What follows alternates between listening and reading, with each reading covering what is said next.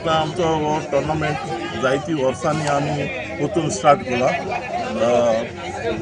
हे जावन आसा 19वें शिंशिनी देवस्वा विलेज पंचायत कप. हे मदेंच बंद पडलो. आमी आतां परतून पंचायताच्या आदारान हांचे स्टार्ट केला. आनी आयज खेळटाले युनायटेड बॉयज ऑफ आंबावली आनी पॅरिश यूथ नुवें. आयचे जिखणार Ambavali united boys of Ambavali 3 गोलान जैतिवंत जाले.